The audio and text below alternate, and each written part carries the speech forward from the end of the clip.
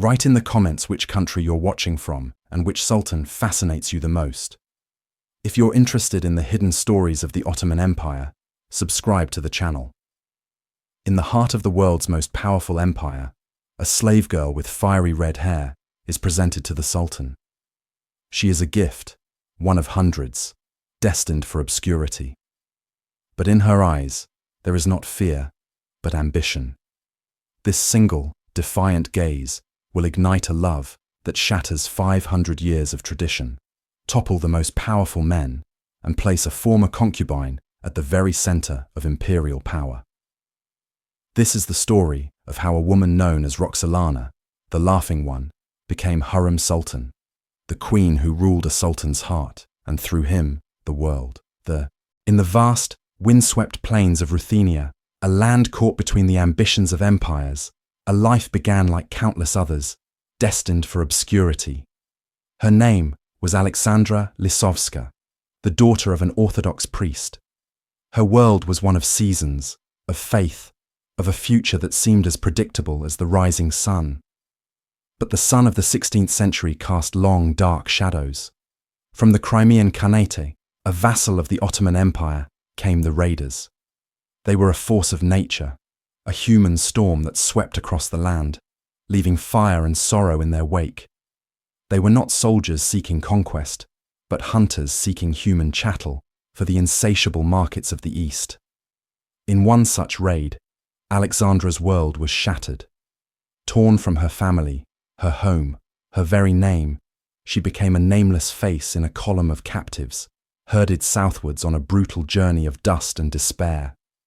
The destination was Kaffa, the great slave emporium on the Black Sea, a city built on human misery.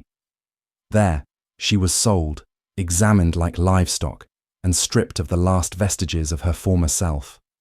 From Kaffa, she was shipped across the churning sea to the heart of power itself, Constantinople, the city of the world's desire.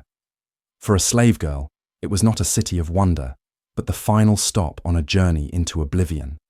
She was selected for the ultimate destination, the gilded cage from which there was no escape, the Imperial Harem of the new Sultan, Suleiman. As she passed through the gates of the Topkapi Palace, she was no longer Aleksandra. She was a piece of property, a potential vessel for the imperial line, one of hundreds of women vying for a fate better than being forgotten. She was not the most beautiful, but behind her green eyes, a fire of intelligence and fierce will to survive was already burning. The Imperial Harem was a world unto itself, a labyrinth of marble corridors, lush courtyards, and silent, watchful eunuchs. It was not merely a place of pleasure, but a political institution, a school, and a prison, all ruled with an iron fist by the Valide Sultan, Hafsa, Suleiman's formidable mother. Here, the girl once known as Aleksandra was given a new identity. They called her Hürrem, the cheerful one, a name that spoke to the irrepressible spirit that refused to be extinguished by her grim reality. She understood quickly that beauty was common currency here, but intellect was a rare jewel. While other girls focused on dance and music, Hürrem devoured knowledge. She mastered the complex Ottoman Turkish language, studied the Quran, and learned the intricate dance of court politics. She learned to listen, to observe, and to wait for her moment. That moment arrived with calculated audacity. Tradition held that when the Sultan walked through the harem, the concubines were to fall silent and lower their eyes. But as Suleiman passed, a burst of laughter, clear and defiant, shattered the reverential silence. It was Hürrem. She had broken the cardinal rule, a gamble that could have meant severe punishment, even death. But it intrigued the young Sultan, a man who was not just a warrior, but also a poet and a scholar, tired of the cloying deference that surrounded him.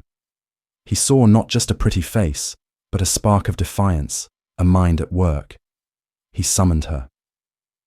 That night, walking the golden road to the Sultan's private chambers, Hürrem knew this was more than a single night of favor.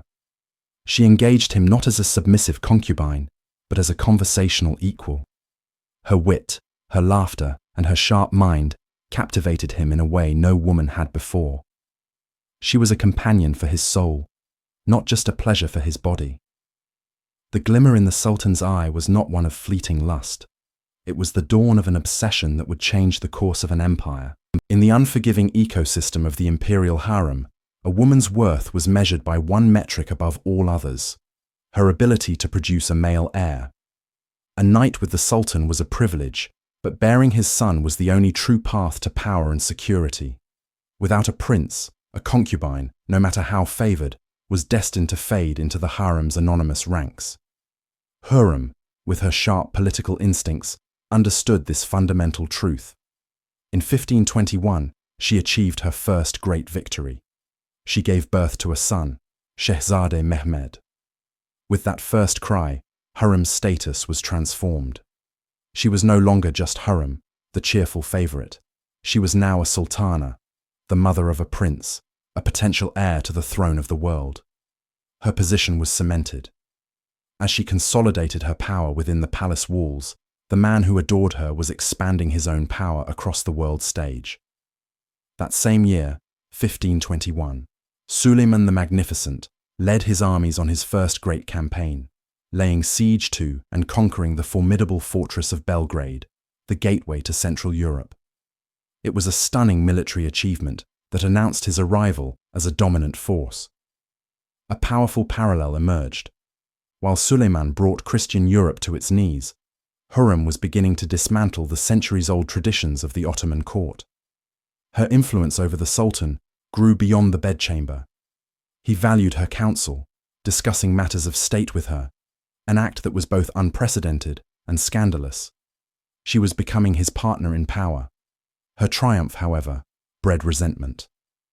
The Valide Sultan watched with growing concern, and the other concubines seethed with a jealousy that curdled into hatred. But Hürrem was relentless, bearing more children in quick succession: a daughter, Mihrima, and 3 more sons, Selim, Bayezid, and the frail Cihangir. Each child was another anchor, securing her ever more tightly to the heart of the Sultan and the center of imperial power. Before Hürrem's laughter echoed through the palace, there was another queen of Suleiman's heart, Mahidevran. Known as the one who is always beautiful, she was the mother of Shehzade Mustafa, the Sultan's eldest son and the undisputed heir to the throne. Mahidevran represented the old way, the established order. Her son was the future. Her position as Bashkadan, or chief consort, was secure. She was the past and the future, a pillar of tradition in a court built on it. Hürrem was the revolution.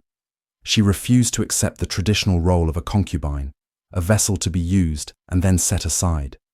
She shattered the protocol that a sultan should only father one son with each woman. She wanted not just his favor, but his absolute monogamous devotion, a concept utterly alien to the Ottoman dynasty. The harem became a battleground for a cold war between these two women. It was a war fought not with swords, but with whispers, alliances, and the strategic deployment of children for the sultan's affection. The stakes were nothing less than the future of the empire. The simmering conflict finally erupted into open violence. In a fit of rage and jealousy, Mahidevran physically assaulted Hürrem, tearing at her hair and scratching her face. It was a grave miscalculation. When Suleiman summoned Hürrem that evening, she refused to go, sending a message that she could not appear before her master in such a disfigured state. Her refusal, a masterful piece of political theatre, only inflamed the Sultan's desire to see her. When he finally learned the truth, his fury was directed entirely at Mahidevran. This incident was the point of no return. Suleiman's affection for Mahidevran turned to ice, and his obsession with Hürrem became absolute. The court was irrevocably split into 2 factions, one loyal to the mother of the heir apparent, the other to the woman who owned the Sultan's heart.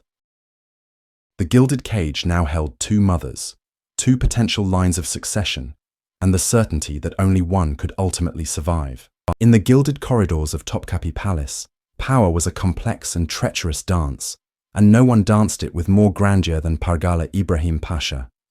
He was not merely the Grand Vizier, he was the Sultan's childhood friend, his brother-in-law, his confidant. He was the second most powerful man in the known world, a figure of immense authority whose word could raise armies and topple kingdoms. To Ibrahim, the established order of the Ottoman state was sacred. The Sultan was the sun, and all others were planets in a fixed orbit. But a new celestial body had appeared, one that burned with its own fire and threatened to pull the sun itself from its course. That body was Hürrem. Ibrahim saw her not as a woman in love, but as an existential threat. She was a disruption, a foreign slave who, through charm and cunning, had captured the Sultan's heart, and with it, a dangerous degree of influence. Their rivalry was not one of open conflict, but of shadows and whispers. In the Divan, the Imperial Council, Ibrahim commanded respect and fear. In the Harem, Hürrem was building her own empire of loyalty and information. He represented the old guard, the Turco-Byzantine traditions that had guided the dynasty for centuries. She represented a radical break from that past, a future where a woman of no noble birth could hold sway over the Padishah. Their battle was for the soul of the Sultan. Ibrahim would remind Suleiman of his duties, of the weight of his ancestors, of the traditions that made him a conqueror. Hürrem, in the intimacy of the private chambers, would whisper of loyalty, of family, and of the hidden ambitions of those who grew too comfortable in the Sultan's light. It was a silent, deadly war. Every appointment, every decree, every campaign was a potential move on their chessboard. Ibrahim, the master strategist on the battlefield, now faced an opponent whose battlefield was the human heart, and whose most potent weapon was the ear of the man he loved like a brother. The relationship between Suleiman and Ibrahim was the bedrock of the empire's golden age, a garden of trust cultivated since childhood. But even the most pristine garden can be infiltrated. Hürrem understood that a direct assault on Ibrahim would be futile, even suicidal. The bond between the two men was too strong. Instead, she became the serpent, not with a venomous bite, but with a slow, patient poisoning of doubt. She did not need to invent lies. She merely had to frame the truth in the most sinister light. Ibrahim, brilliant but also breathtakingly arrogant, provided her with ample ammunition. When he built a palace on the hippodrome that rivaled Topkapi in its splendor, Hürrem could ensure Suleiman heard the whispers of the court, that the vizier was building a throne of his own. When Ibrahim negotiated with foreign envoys and accepted lavish gifts, she could subtly question whose interests he truly served. Her masterstroke was likely tied to Ibrahim's own hubris. During the Persian campaign, Ibrahim adopted the title Serasker Sultan, a title combining the highest military rank with the sacred name of the dynasty. It was an unprecedented and dangerous overreach. In the ears of a sultan conditioned to be paranoid about internal threats, this was not just arrogance, it was a challenge. Hürrem would not have needed to scream treason.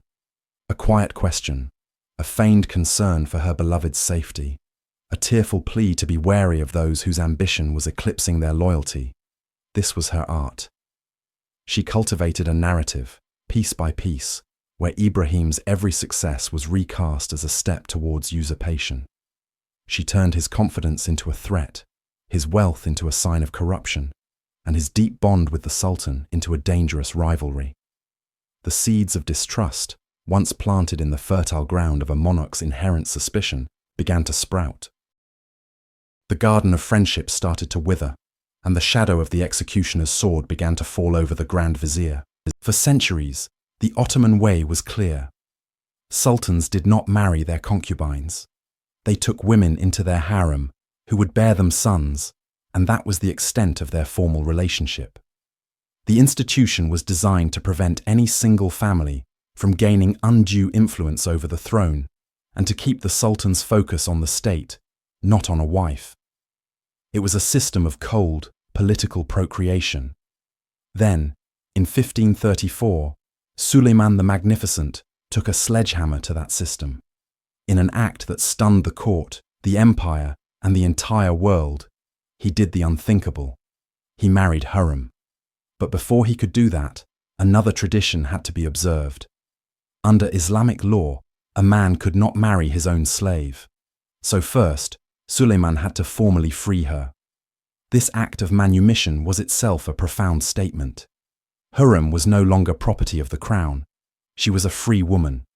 The wedding ceremony that followed was not a grand public spectacle, but a private affair whose political shockwaves were felt across continents. By marrying her, Suleiman elevated Hürrem from the status of a favored concubine, or haseki, to the legitimate legal wife of the Sultan. She became the first haseki Sultan. This was not merely a romantic gesture, it was a political revolution. It legitimized her position in a way that could never be challenged. Her children, once the sons of a slave, were now the sons of the Sultan's lawful wife, placing them ahead of Suleiman's firstborn, Mustafa, in the unspoken hierarchy of the court. The marriage enraged the old guard, including Suleiman's own mother, the Valide Sultan. They saw it as a betrayal of their heritage, the ultimate victory of a foreign upstart. But for Hürrem, it was the culmination of her long and patient war. She had not just won the Sultan's heart. She had rewritten the laws of his dynasty to secure her place beside him, not as a shadow in the harem, but as a queen upon the world stage. With the wedding ring on her finger, Hürrem Sultan's power was no longer confined to the velvet prisons and gilded cages of the harem. As the Haseki Sultan, the legal wife of the world's most powerful monarch, she stepped onto the international stage, wielding a pen that proved as mighty as any vizier's seal. While Suleiman was away on long, arduous military campaigns, often for years at a time, a vacuum of power could form in the capital. Hürrem filled it.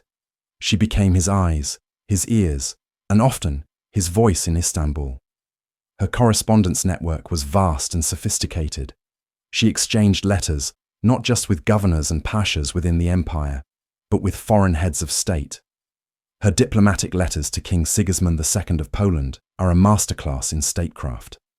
Written in elegant, respectful, yet firm language, they go beyond mere pleasantries. She discusses matters of state, border security, and mutual interests, effectively acting as a foreign minister.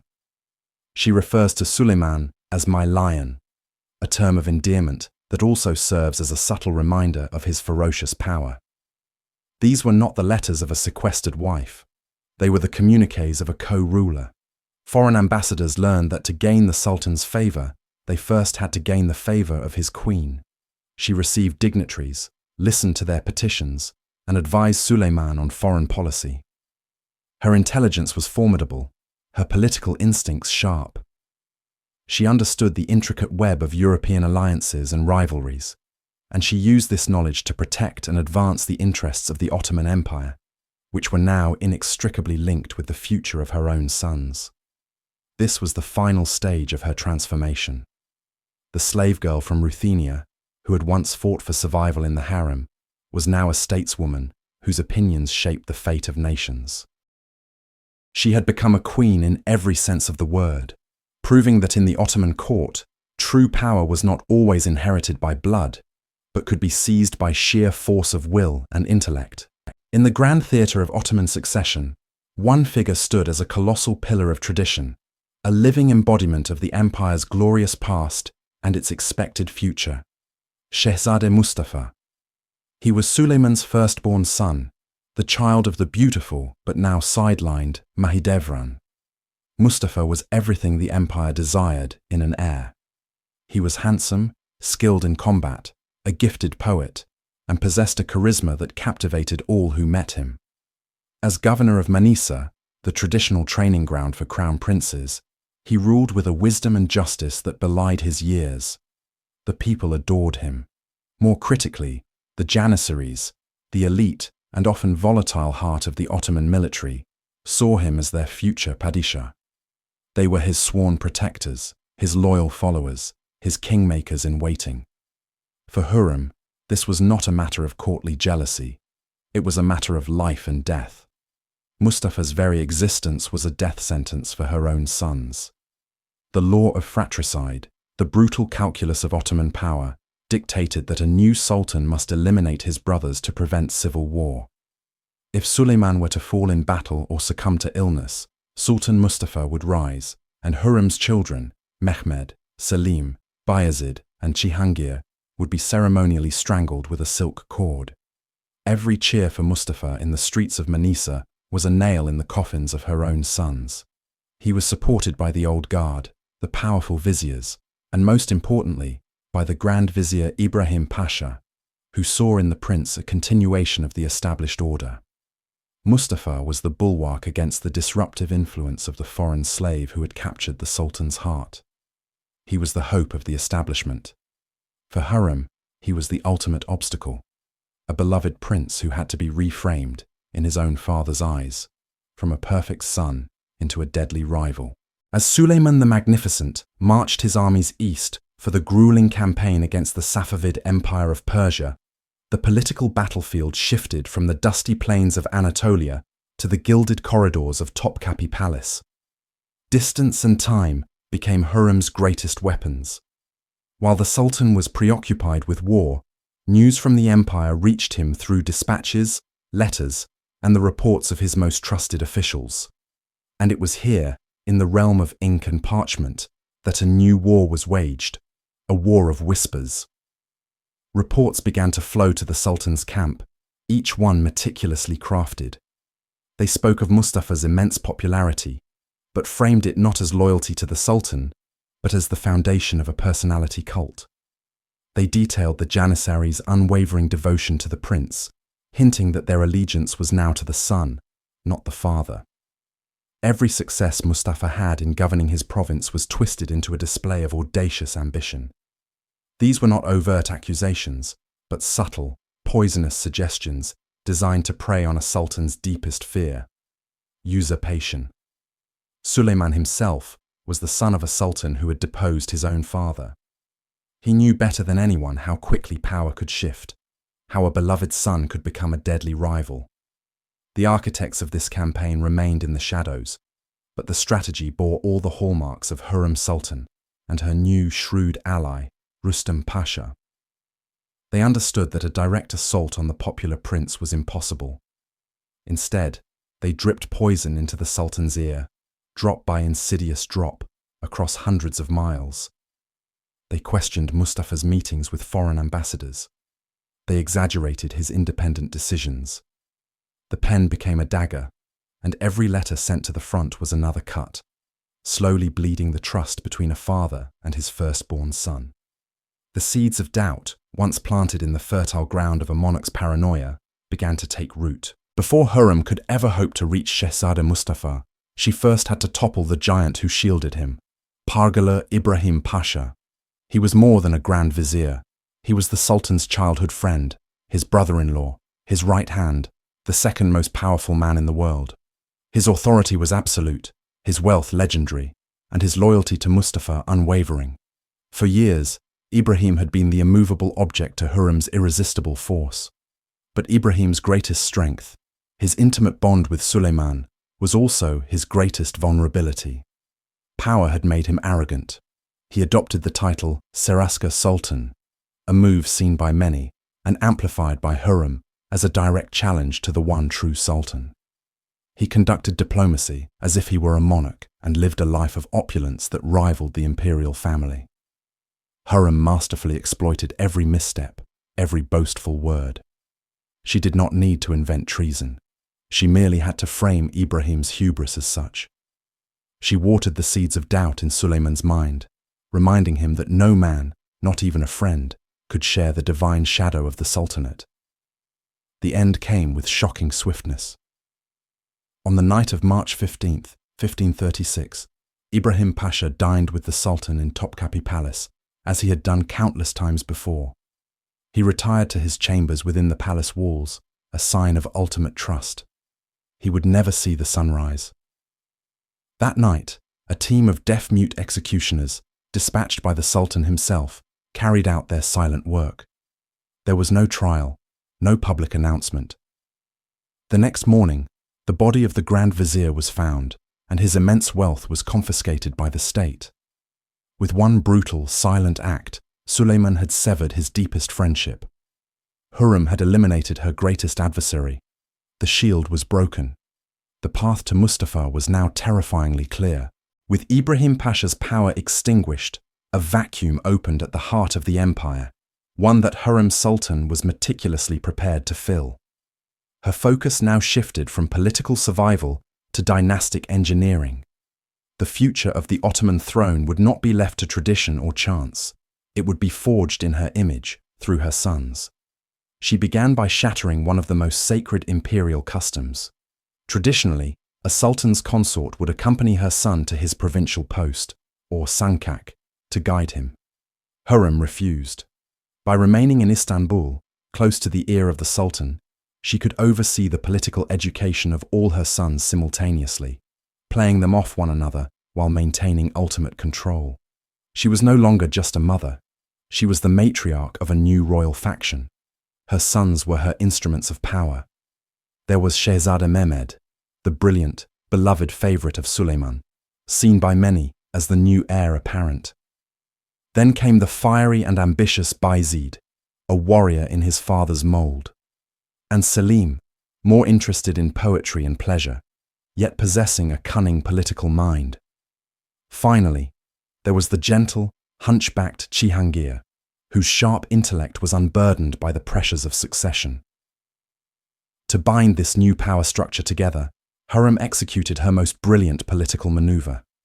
She married her only daughter, the intelligent and influential Hürrem Sultan, to her loyal ally, Rustem Pasha. This union cemented her control.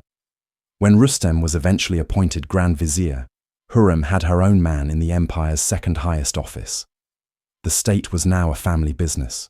The old guard, loyal to Mustafa and the memory of Ibrahim, was being systematically dismantled and replaced by a new elite, bound by blood and loyalty to the former slave girl from Ruthenia. She was no longer just influencing the Sultan. She was building the very foundations of the next generation of Ottoman rule. Power in the Ottoman Empire was not merely wielded in the divan or on the battlefield. It was carved into stone and timber, displayed for all to see. Hürrem Sultan understood this better than anyone. Having secured her position as Suleiman's legal wife and the mother of his heirs, she embarked on a new conquest, the architectural and social landscape of the empire itself. A woman, a former slave, could not lead armies, but she could build an enduring legacy that would serve the people and cement her name in history. Her patronage was prolific, strategic, and unprecedented for an imperial consort. Working with the legendary chief architect Mimar Sinan, Hürrem commissioned a series of grand public works, known as waqf, or charitable foundations. Her most significant project was the Haseki Sultan complex in Istanbul. This was not just a mosque, it was a sprawling center of community life, containing a soup kitchen that fed thousands of the city's poor, a hospital that was among the most advanced of its time, a school, and a madrasa. By providing for the spiritual, physical, and educational needs of Suleiman's subjects, Hürrem was performing the sacred duty of a ruler. It was a masterful act of public relations, transforming her image from a foreign interloper in the harem to a pious and benevolent mother of the empire. Her projects extended far beyond the capital. She commissioned caravanserais on the pilgrimage routes to Mecca and Medina, and established foundations in Jerusalem, ensuring the welfare of pilgrims and solidifying the Sultan's claim as custodian of the holy cities. Every mosque dome, every stone in her soup kitchens, was a declaration of her status. She was no longer just the Sultan's beloved. She was a co-architect of his golden age, engraving her presence onto the very fabric of the imperial city, ensuring that the name Hürrem would be remembered not with whispers of the harem, but with the prayers of the faithful. While Hürrem built her legacy in stone, a far more insidious construction was taking shape in the shadows of the court. The greatest obstacle to her son's future was not a rival empire, but a single man, Shehzade Mustafa, Suleiman's firstborn son and the child of her rival, Mahidevran. Mustafa was the embodiment of the ideal Ottoman prince, handsome, brave, a skilled warrior, and adored by the formidable Janissary corps. To the army and the people, he was the undisputed heir, the future of the dynasty. But in the eyes of Hürrem Sultan, his popularity was a death sentence for her own children. The brutal law of fratricide meant that if Mustafa ascended the throne, her sons, Mehmed, Selim, Bayezid, and Cihangir, would almost certainly be executed to prevent a civil war. For a mother, the choice was unthinkable, yet the logic of power was absolute. To save her sons, Mustafa had to be removed. The plot was a masterclass in political intrigue, patiently woven over years. The chief architect of this conspiracy was Rustam Pasha, the Grand Vizier, and, not coincidentally, the husband of Hürrem's only daughter, Hürrem Sultan. He was Hürrem's eyes and ears in the divan, her instrument of power. Together, they began a campaign of whispers and disinformation.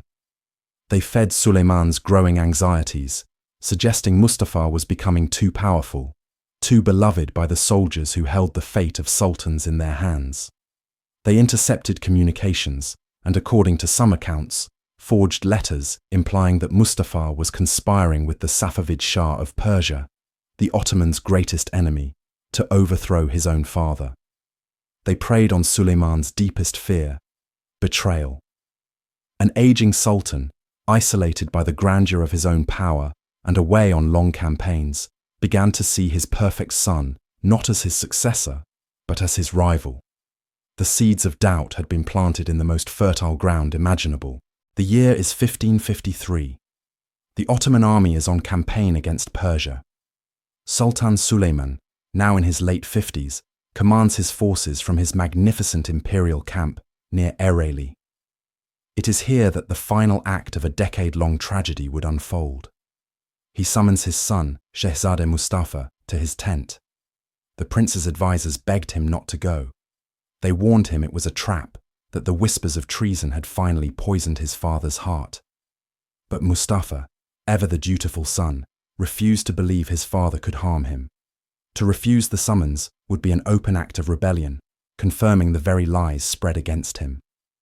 With a heavy heart, but a clear conscience, he rode into the camp, hailed as a hero by the Janissaries who adored him. He dismounted and walked towards the imperial tent, the heart of Ottoman power. He was asked to disarm before entering, a chilling breach of protocol. As he stepped inside, the opulent chamber was unnervingly silent. He saw not his father, but a group of imperial executioners, the deaf-mutes known as the Dilsiz, who carried out the most sensitive of royal commands. There was no trial, no final words exchanged between father and son.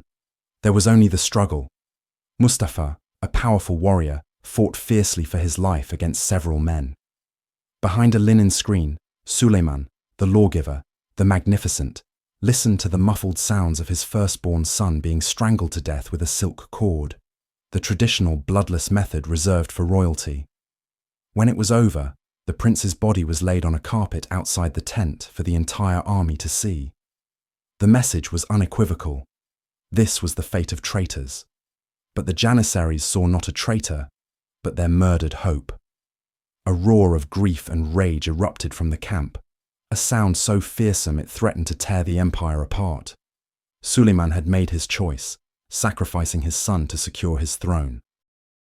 It was the cruelest, most absolute act of a sovereign, and a wound from which his golden age would never truly recover. In the wake of Mustafa's execution, a pall of grief settled over the Ottoman Empire. The slain prince was instantly transformed into a martyr. Poets composed heartbreaking elegies mourning his fate, works that were secretly circulated and recited across the land, cementing his legacy as the noble victim of harem intrigue.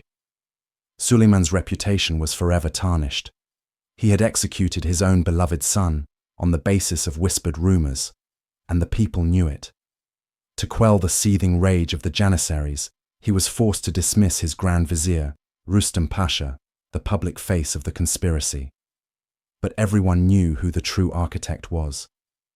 In the Topkapi Palace, Hürrem Sultan stood victorious. The greatest threat to her sons was gone, buried in a simple tomb in Bursa. Her rival, Mahidevran, was utterly broken, stripped of her status and wealth, and exiled to live out her days in poverty, mourning the son who should have been sultan. The path to the throne was now clear for a child of Hürrem. She had won the ultimate game of survival. Yet this triumph was drenched in blood and sorrow. The execution of Mustafa did not bring peace. It only deepened the paranoia that festered within the imperial family. The Sultan's youngest son, the gentle and hunchbacked Cihangir, who had adored his half-brother Mustafa, died of a broken heart just weeks later. Suleiman was now a grieving father, haunted by the spectre of the son he had ordered killed. And for Hürrem, the victory was tragically incomplete. By eliminating the common enemy, she had inadvertently set her remaining sons against one another. The rivalry now shifted to Shehzadeh Selim and Shehzadeh Bayezid, two full brothers who would soon be locked in their own deadly struggle for their father's favour. Hürrem had cleared the forest of one great wolf, only to find she had raised two more in its place. The cycle of fratricide was not over, it was merely waiting for the next generation. With Mustafa gone, a dangerous power vacuum emerged. The line of succession now fell to Hürrem's own sons, but this was no comfort. It was a curse. The ancient bloody law of fratricide, which had haunted the dynasty for generations, now threatened to consume her own family. Her two eldest surviving sons, Selim and Bayezid, were fire and water. Selim, the elder, was fair-haired, fond of poetry and wine, and governed from the comfortable distance of his province. The court and the army saw him as soft, a shadow of his father. Bayezid, however, was the spitting image of a younger Suleiman. He was a warrior, beloved by the Janissaries who had once championed Mustafa. He was ambitious, hot-tempered, and charismatic, a storm of energy and pride. The empire began to choose sides. Whispers in the divan, allegiances sworn in secret, and governors quietly shifting their loyalties created invisible fault lines across the vast territory. Suleiman, now aging and weary from decades of war and loss, saw the looming catastrophe. He tried to manage his sons, reassigning them to provinces of equal prestige but farther apart, hoping distance would cool their tempers. It was a futile gesture. The rivalry was not merely about distance, it was about destiny. Each prince saw the other as the sole obstacle to the throne. Bayezid felt his martial prowess entitled him to rule, while Selim clung to his right as the elder son. Hürrem was caught in a tortuous position. These were both her children, the fruits of her great love for the Sultan. Yet, she knew the brutal reality. Only one could survive. The empire held its breath as the two princes gathered arms, levied troops, and exchanged increasingly hostile letters. The war for Suleiman's throne was about to begin, and it would be fought not against a foreign enemy, but between two brothers, born of the same powerful mother. As the storm clouds of civil war gathered, Hürrem Sultan, now in her 50s and feeling the weight of her years, made the most difficult and calculated decision of her life. Her maternal heart may have been torn, but the mind of the queen was sharp, cold, and pragmatic. She saw in Bayezid the same fire that had made Suleiman great, but also a reckless pride that could burn the empire to the ground. He was too popular with the Janissaries, too much like the martyred Mustafa, a potential threat not just to his brother, but to Suleiman's own authority. Selim, for all his perceived flaws, his indulgence, his lack of military zeal, was predictable. He was manageable. And in a game where the stability of the dynasty was the ultimate prize, manageability was a virtue. Hürrem began her final masterful political campaign. She marshalled her immense influence, a web of power spun over 3 decades. With her son-in-law, the Grand Vizier Rustam Pasha, and her powerful daughter Hürrem Sultan, she controlled the state's finances and its highest offices. Allies were promoted, and Bayezid's supporters found themselves mysteriously reassigned to remote outposts or accused of corruption. Every move Bayezid made was subtly framed for the aging sultan as an act of defiance, a step towards open rebellion. His passionate letters were presented as ultimatums, his military preparations as treason. Meanwhile, Selim's compliance was portrayed as unwavering loyalty. Hürrem's agents intercepted correspondence, spread rumors, and ensured that Suleiman's ear was filled with narratives that favored one son over the other. It was a quiet, insidious war fought with ink, whispers, and poisoned words. She was not just choosing a successor, she was shaping the future, ensuring the survival of the imperial line through the son she believed would not challenge the established order. It was a mother's ultimate heartbreaking betrayal, a queen's final ruthless gambit for control. While Hürrem maneuvered the pieces on the political chessboard, her own body began to fail her. The years of relentless struggle, from the terror of the slave market to the constant vigilance of the harem, the loss of children, and the immense strain of wielding unprecedented power, had exacted a heavy price. An unknown illness, perhaps cancer, took hold, and the vibrant, laughing Haseki began to fade. Her decline was a slow, agonizing twilight.